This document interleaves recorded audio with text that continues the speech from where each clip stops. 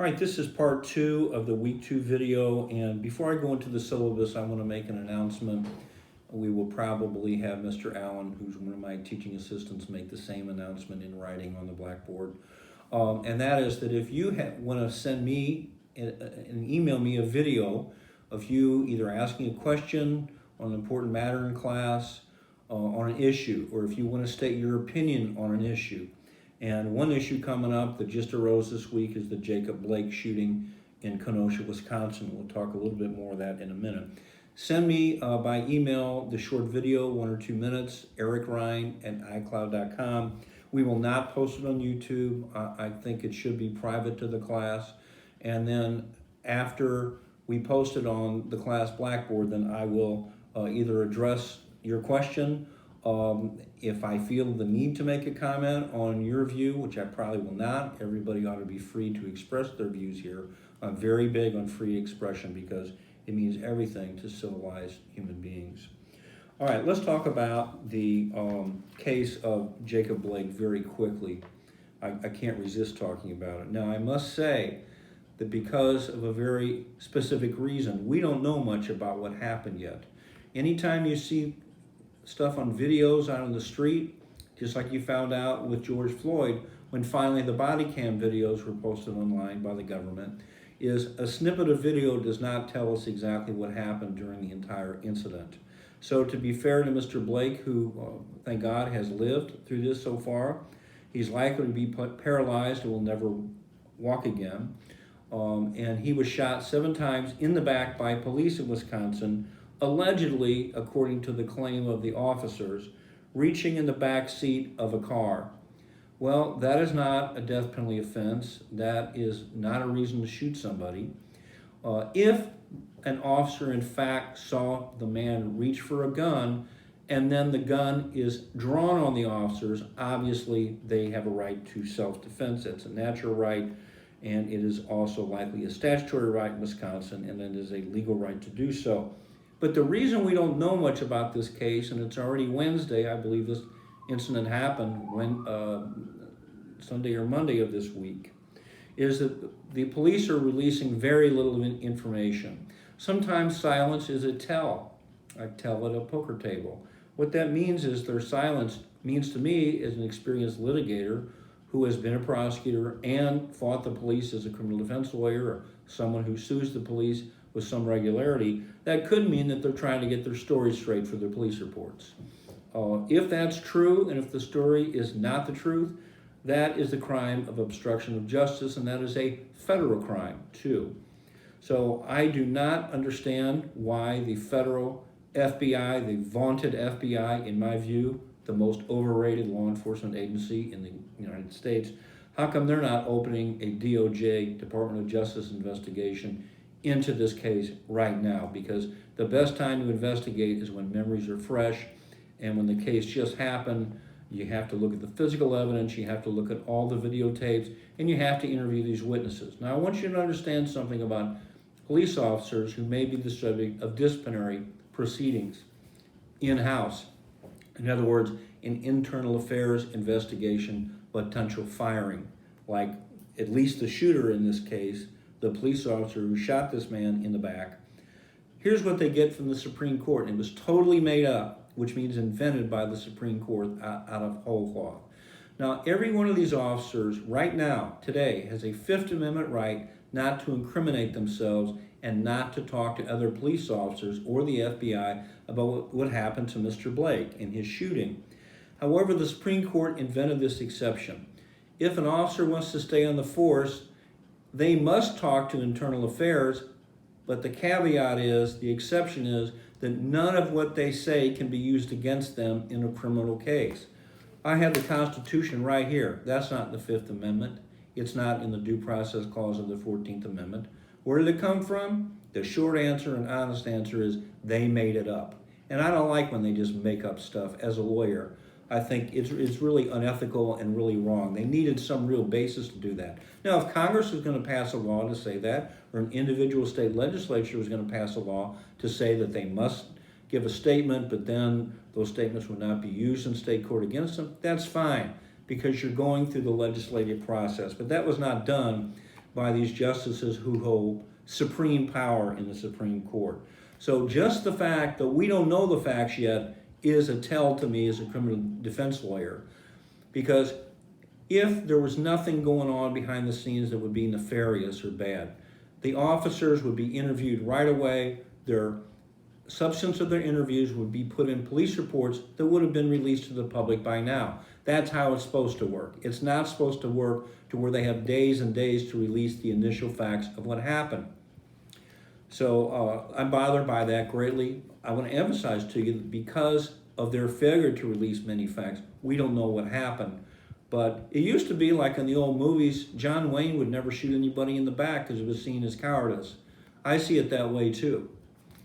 All right, let's talk about the syllabus, but I could not resist talking about my initial impressions as an experienced lawyer with the case in Kenosha involving Mr. Blake, who has had a horrible outcome in that case. Please look at your syllabus either now or later. Page 1 has my contact information on it in detail. My office hours, and this is a little bit different, are not in person, unfortunately, in Peck Hall. It's Tuesday from 3 p.m. to 4 p.m. via FaceTime. If you got an iPhone, I have one. Cell call or email me. Now, a couple students have called me already. I posted my cell phone number, which I have no problem. I'm very happy to talk to any one of you.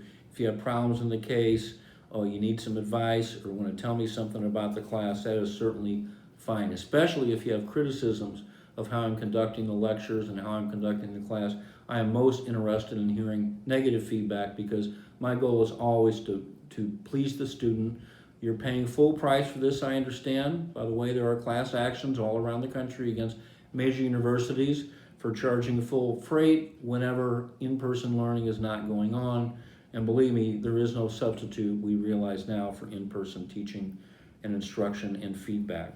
So the theme of the course is to have you learn the basics of the Constitution, the Bill of Rights, and the Post-Civil War Amendments, 13th, 14th, and 15th. I want you to see how the Constitution affects your everyday life.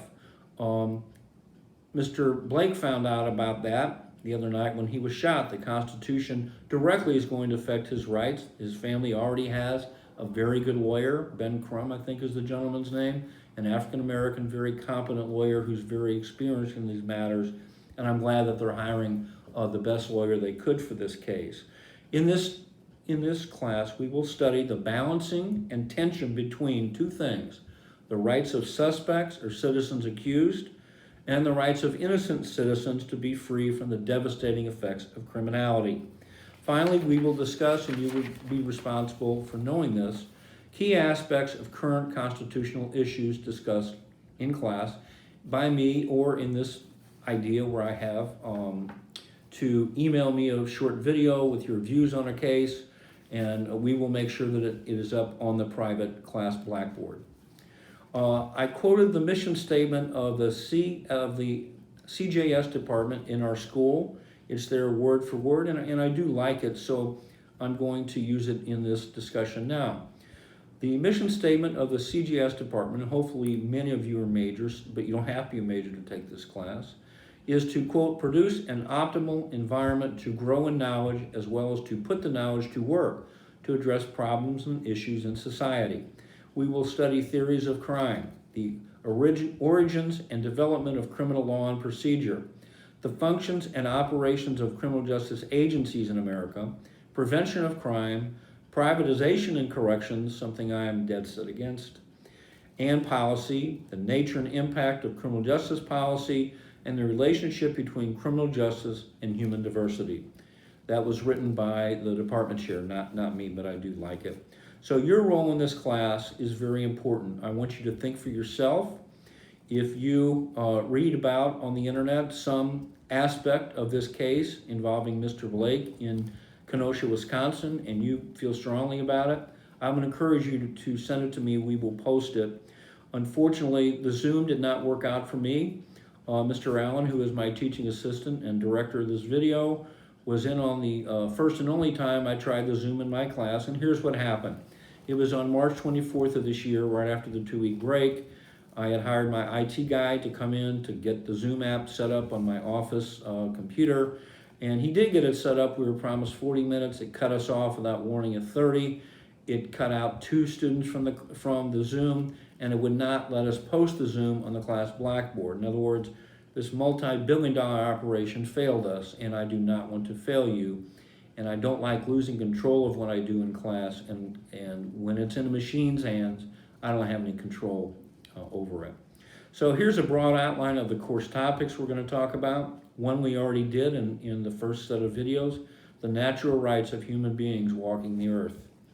Number 2 is the framework for studying criminal procedure, what your individual rights are, criminal courts and trials, and their role and how they're conducted, the basic concepts of the exclusionary rule, which you're going to hear a lot about this term, privacy rights, probable cause, reasonable suspicion. You're going to learn about the law of arrest, search warrants, stop and frisk under the Fourth Amendment. That's the Terry versus Ohio, very famous case. I'm going to stop here to explain to you that when I've taught in person since 2007, we have had skits where I have students, that would be in the Terry case, the 3 men who were suspects, the police officer, and they would literally act out the facts of the case in the classroom. It was very humorous and memorable. And then we would conduct a hearing with other players, somebody playing the prosecutor, somebody playing criminal defense lawyer, somebody playing the judge and the bailiff, and we would have a 20 or 30-minute hearing on a motion to suppress evidence in the actual Terry versus Ohio case. I think I talked about this the first week. We're going to talk about the many, many judge-invented exceptions to the search warrant preference or requirement in the Fourth Amendment.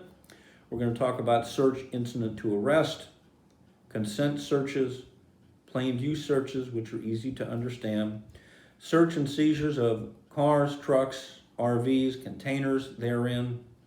We're going to talk about the open fields doctrine and abandoned property doctrine, and we're going to talk about admissions and confessions under the Fifth and Sixth Amendments. The grading scale is very easy. 900 to 1,000 points. There is a mistake on the syllabus. 900 to 1,000 points is an A. Last term I taught 41 students, 39 got A's and 2 got B's. A B is 800 to 899 points. A C is 700 points to 799. A D is 600 to 699. And an F is 600 and below, but I don't think I've ever given an F. I might have given an incomplete. You have to turn in the paper, otherwise you're going to get an incomplete. That's 1/50 your grade, and you have to complete the course requirements, even if you have a perfect score. So the points are based on a few things. 2 emailed by me essay exams. One is going to be done and sent to you on October 14th. Please write that in your syllabus. That is the midterm. That is on week 8 of 15, so it's a halfway point. The most points possible on that are 400 points. It will be open book. You will have 48 hours to answer the essay questions by sending me an email to my private email, ericryan@icloud.com. And the second exam, also worth 400 points possible, is during finals week, and that would be posted on Wednesday, the 16th of December, and you have to send me your answers 48 hours later by the 18th of December. Now, it will be cumulative, but the main focus on that second exam is going to be the material covered between weeks 9 to 15. And the other points possible, not counting extra credit, would be your mandatory paper, where a perfect score on that will be 200 points. That paper is due to be received by me at my business email address, ericryan@icloud.com. Please write this down. It's on the syllabus, though, by November 24th, 2020 at midnight. So you have 2 options on the paper. One is one that I used to love when my students went to court to see a real trial. They would go in Madison, St. Clair. Some have been jurors in the recent past, and of course that will qualify for watching 3 hours of a live trial. But because there are no spectators allowed in court in Madison or St. Clair County due to the COVID-19, then I would ask you, if you want to do the practicum or you watch a real trial online, you have to watch 3 hours And I would suggest watching the many videos on California versus O.J. Simpson. The crime was committed in 1994, and the trial began in 1995, and it lasted like a year and 9 months. So there's plenty of video on YouTube about People versus O.J. Simpson. So if you're going to do the watching a trial, and you can watch another trial as long as it's 3 hours online, that paper has to be 4 to 6 pages long, double spaced. You don't need a bibliography, but sometimes people do give me a bibliography, and that would be part of your 4 to 6 pages, and that's fine, especially if you look up other materials on the case you're going to watch. The second option for the paper is a straight term paper. However, and this is not the syllabus yet, I'm going to do an amended one. That paper is longer, 8 to 10 pages with a bibliography required. Once again, that's part of your 8 to 10 pages.